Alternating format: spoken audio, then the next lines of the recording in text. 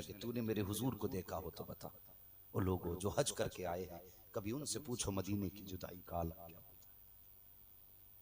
जिन्होंने हुजूर के मदीने में 8 दिन गुजार लिए, उनसे पूछो जब पलटते हैं तो दिल पे क्या गुजरती है।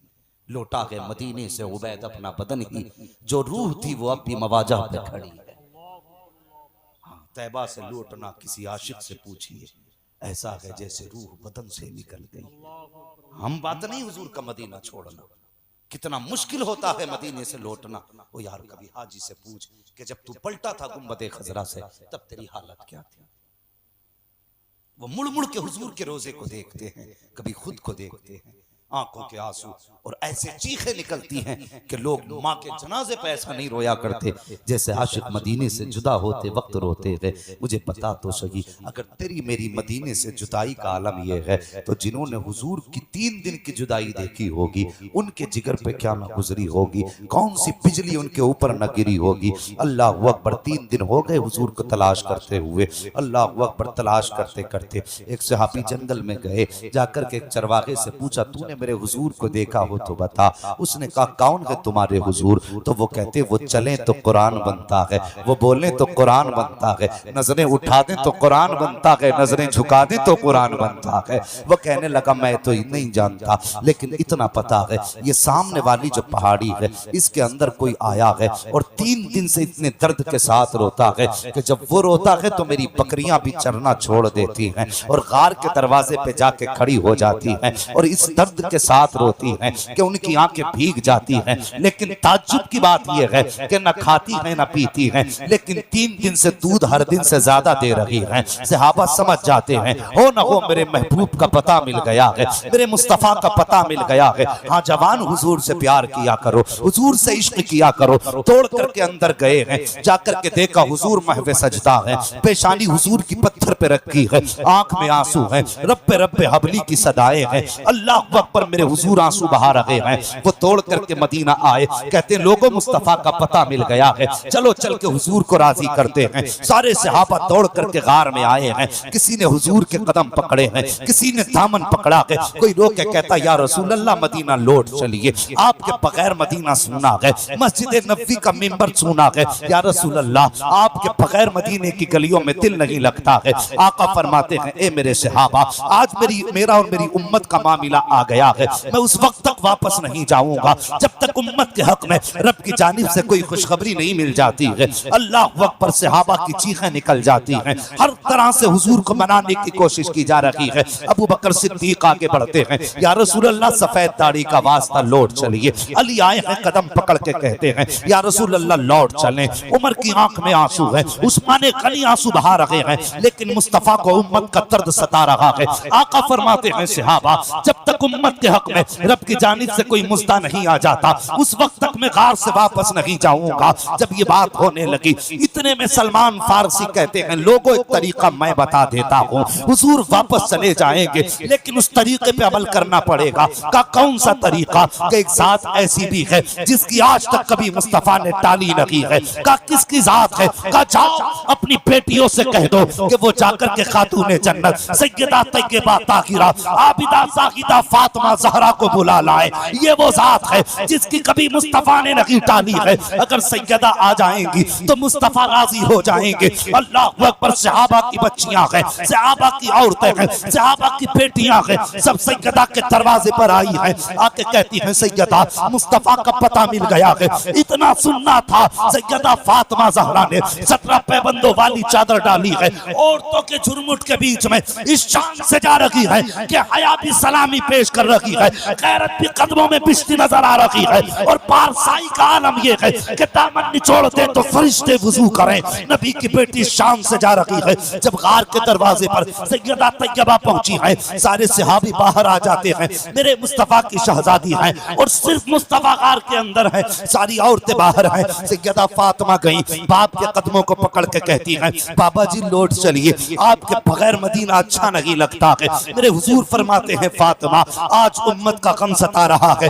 ए बेटी, जब तक उम्मत के हक में कोई खुशखबरी नहीं आ जाती है उस वक्त तक वापस नहीं जाऊंगा। सैयदा फातिमा कहती हैं या रसूल अल्लाह लौट चलो। 3 दिन में कई मर्तबा मुझसे हसनैन करीमैन पूछ चुके हैं अम्मी जान नाना कहाँ है, उनके बगैर दिल नहीं लगता है। या रसूल अल्लाह शहजादे गलियों में तलाश कर रहे हैं। कई कई मर्तबा मस्जिद जाते हैं, हर बार मिंबर खाली देख के लौट आते हैं। या रसूल अल्लाह लौट चलिए, शहजादे बेकरार हैं। मुस्तफा फरमाते हैं फातिमा उम्मत के हक में ये आयत नाज़िल हुई है, एक एक उम्मती को पुलसरात से गुजारा जाएगा। ए फातिमा, जिस उम्मत के लिए मैंने पत्थर खाए हैं वो दोज़ख में गिरेगी तो कैसे गवारा करूंगा। जिनके लिए कांटे खाए हैं अगर वो दोज़ख में जलेंगे तो कैसे गवारा करूंगा। इसलिए फातिमा, जब तक उम्मत के हक में कोई खुशखबरी नहीं आ जाती उस वक्त तक मैं वापस नहीं जाने वाला।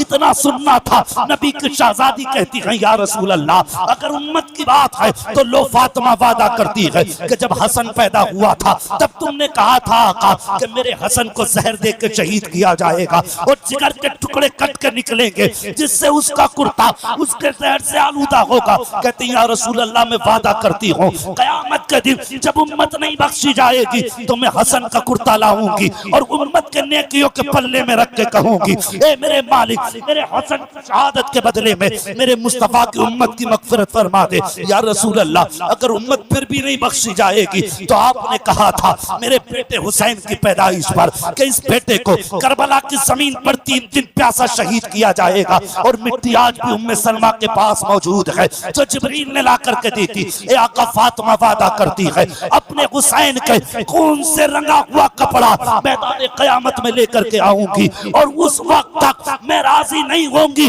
जब तक उम्मत नहीं बख्शी जाएगी। आका फरमाते हैं ए फातिमा वो बड़ा बेनियाज है, अगर फिर भी उम्मत को ना बख्शा गया तब क्या होगा।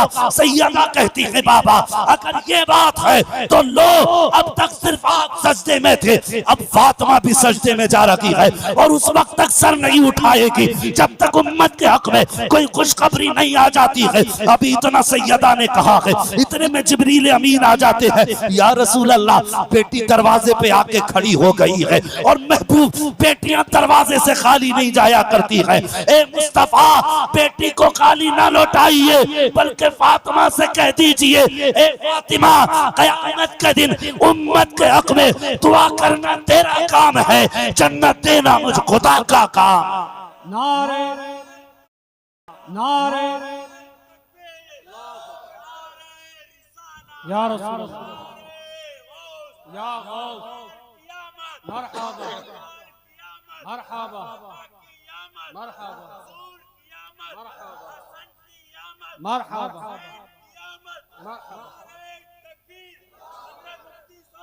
जिंदाबाद जिंदाबाद। ओ लोगो, तुम्हारे ही लिए था ये गुनहगारो सियाहकारो, ये शब भर जागना और रात भर रोना मोहम्मद का। किसके लिए था ये आंसू? खुदा की कसम सैयदा फातिमा ये जन्नती औरतों की सरदार, हसनैन करीमैन जन्नती जवानों के सरदार, हाँ, और मेरे हुजूर सारी कायनात के सरदार हैं। क्या कमी थी उनके आंगन में? अगर माँ का सर गोद में लेकर बैठ जाएं तो हूरे कहती हैं मेरे रब इजाजत दे हम हुजूर की माँ का सर दबाएं जा करके। रब फरमाता ना, ये मेरा और मेरे महबूब का मामला है। और माँ का सर दबाने जिनकी हूरें बेकरार हो उनके आंगन में कमी थी किसी चीज की?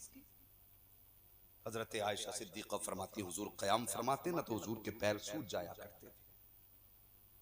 हजरत आयशा फरमाती या रसूल अल्लाह आराम क्यों नहीं करते?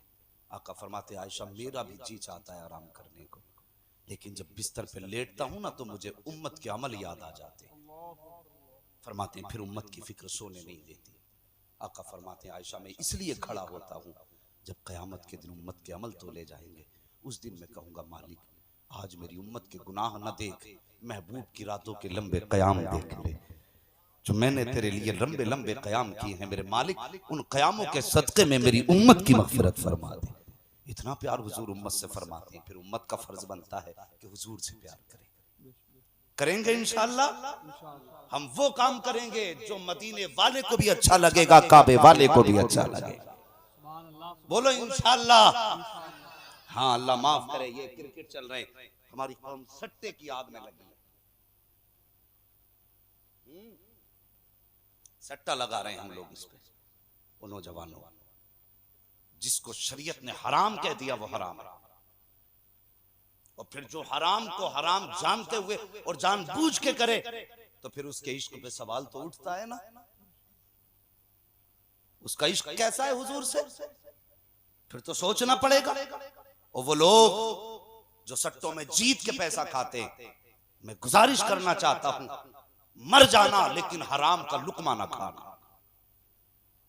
हाँ, एक लुकमा हराम का हलक से मत उतारना, इसलिए कि फाका रह के मर जाओगे तो भूख की मौत इतना नहीं तड़ पाएगी जितना हराम लुकमे की वजह से आखिरत का अजाब तड़ पाएगा। इसलिए इन हराम कामों से बचो। जो जीता उसके लिए वैसे ही हराम, जो हारा उसके लिए भी हराम। समझ रहे हैं ना, उसके लिए भी हराम। सोचो तो सही, जो इस्लाम हमें बिला जरूरत किसी से पंजा लड़ाने की इजाजत नहीं देता। लोग पंजे लड़ाते हैं ना, चल ताकत आजमाए। इस्लाम ने कितनी इंसानियत का भरम रखा है, किसी से पंजा मिलाने की इजाजत क्यों नहीं, जानते हो? कहीं तुम्हारी ताकत का भरम न खुल जाए।